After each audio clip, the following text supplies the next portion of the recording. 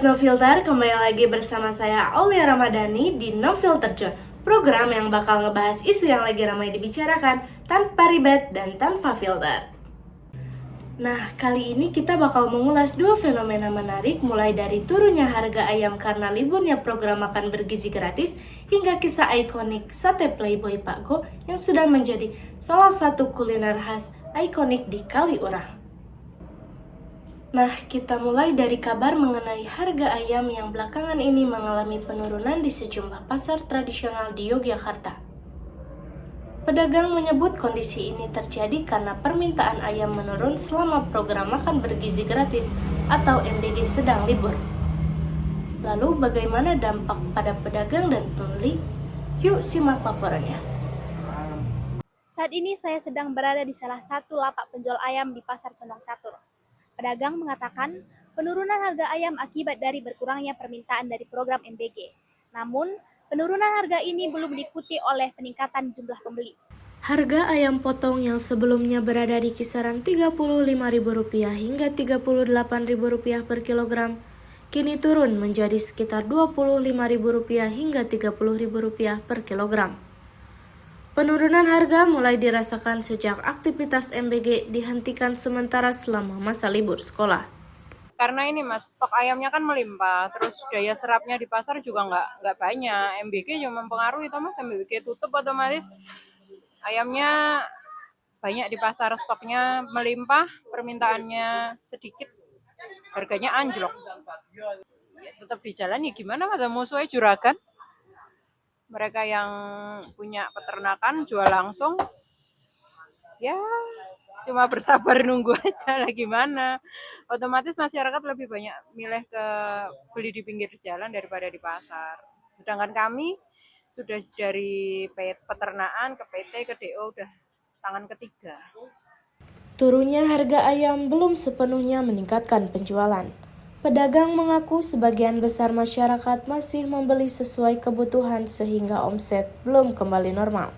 Perkenalkan, saya Aldis dari warga setempat.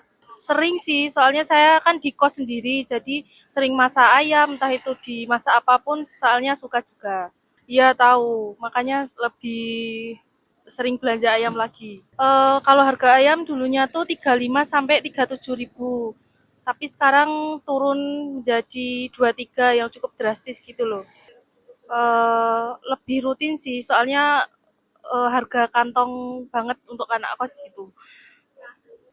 Kalau untuk saya sih naik boleh, tapi jangan terlalu naik banget lah. Sedengan aja, jangan terlalu tinggi. Pedagang berharap permintaan ayam kembali meningkat setelah kegiatan sekolah dimulai dan program makan bergizi gratis kembali berjalan sehingga harga ayam dapat kembali stabil dan aktivitas jual beli di pasar kembali bergairah. Demikian laporan kami mengenai penurunan harga ayam. Dari Pasar Condong Catur, saya Angelina dan tim melaporkan. Itu dia tadi laporan mengenai turunnya harga ayam di sejumlah pasar tradisional di Yogyakarta. Meskipun memberikan keuntungan bagi sebagian para konsumen, kondisi ini juga menjadi tantangan bagi para pedagang karena permintaan ayam masih menurun. Setelah jeda, kita akan kembali dengan kisah unik di kaki Gunung Merapi. Tetap di No Filter Zone.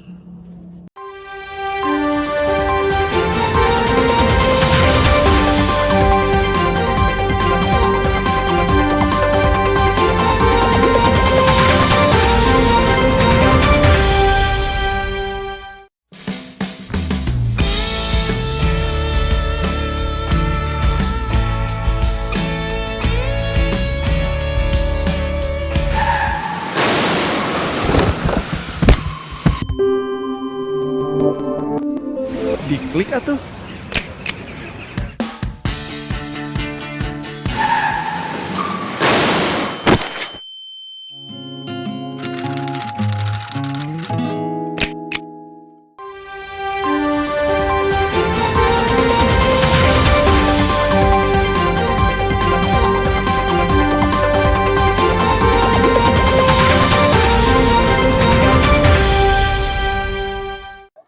Ya happy sih Kak, soalnya kan kemarin itu harga ayam kan kayak tinggi banget ya, sekarang udah turun drastis semenjak MBG libur itu ya.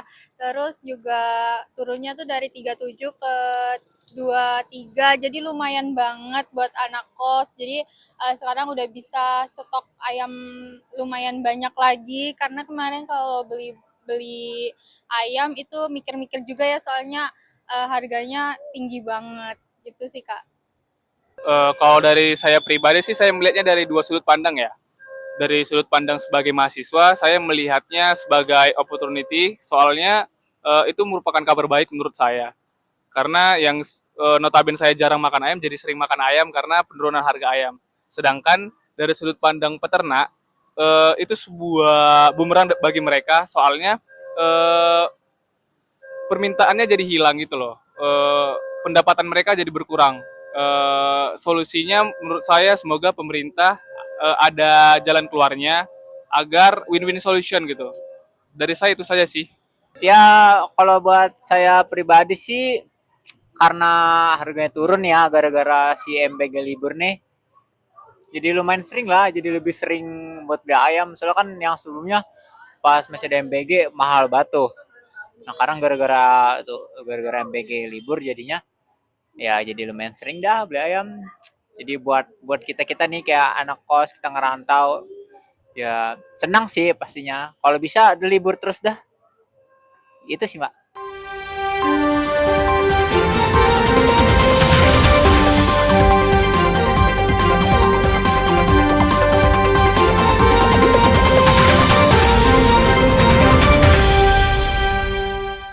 Otska. Dalam dunia olahraga, meraih kemenangan hanya membutuhkan momen yang singkat. Tapi di baliknya, dibutuhkan banyak keringat.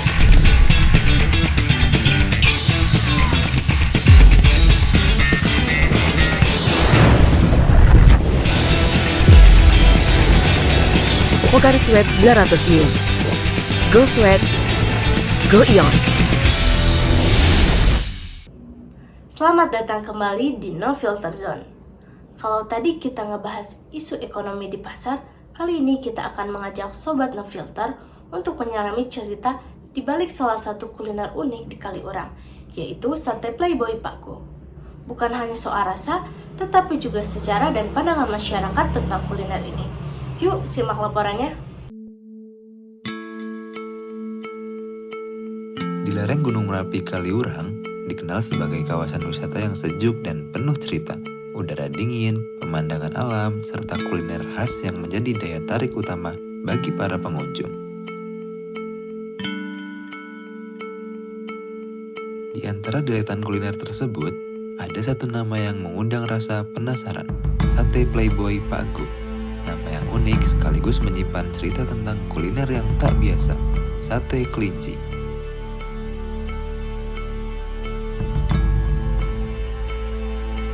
Ya pemirsa, saat ini saya sudah berada di kawasan Kaliurang.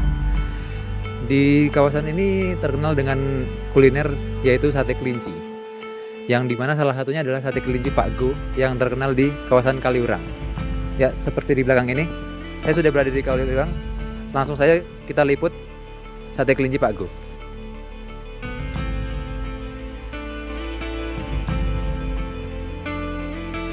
Saya Pak Go, owner sate kelinci, Sate Playboy Pak Go di Kaliurang. Bagi sebagian orang, sate kelinci mungkin terdengar asing. Namun di Kaliurang, kuliner ini telah menjadi bagian dari cerita panjang masyarakat setempat. Di tengah dominasi sate ayam, sapi, dan kambing, muncul satu pertanyaan besar. Kenapa harus kelinci? Di saat daging lain lebih umum, lebih aman secara pasar, dan lebih diterima oleh banyak orang.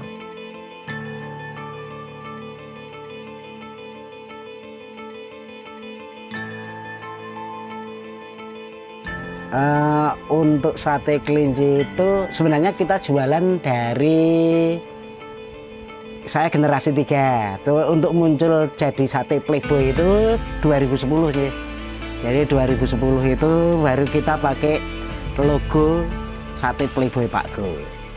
Untuk daging kelinci itu karena kelinci itu lemaknya HDL, jadi kita memang tujuannya sambil edukasi. Jadi orang nggak sekedar kuliner, tapi kita dapat ilmu juga, okay? Karena untuk lemak lain itu lemak LDL, untuk kelinci kan HDL. Jadi keistimewaannya banyak, gitu. Bagi Pak Go, memilih kelinci bukan sekedar pilihan dagang, tapi bagian dari lingkungan dan kebiasaan masyarakat setempat. Sebuah pilihan yang sekaligus mengundang perdebatan.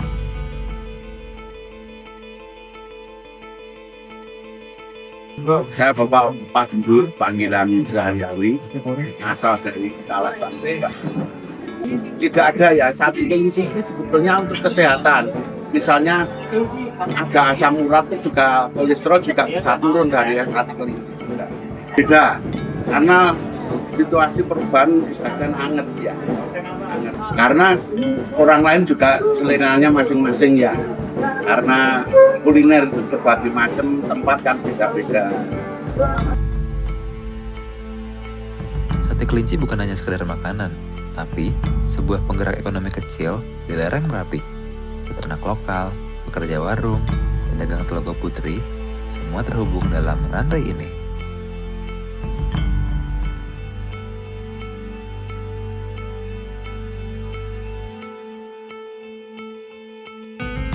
Halo, perkenalkan nama aku Valum Valvadiga, biasa dipanggil Valum. Menurut aku kurang setuju ya, karena aku sebagai pecinta hewan dan aku juga punya kucing di rumah.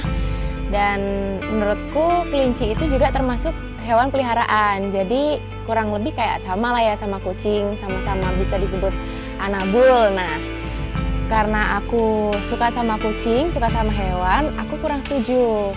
Kelinci itu bukan hewan yang biasa dikonsumsikan, dia biasanya hewan peliharaan gitu. Nah, jadi kayak kurang etis aja gitu menurutku buat mengkonsumsi kelinci gitu. Sate kelinci di Kaliurang bukan hanya tentang apa yang kita makan, tapi tentang pilihan. Tentang bagaimana sebuah masyarakat mempertahankan identitas di tengah perubahan zaman. Itulah liputan dari kuliner sate kelinci di Kaliurang, yaitu sate kelinci Pak Go.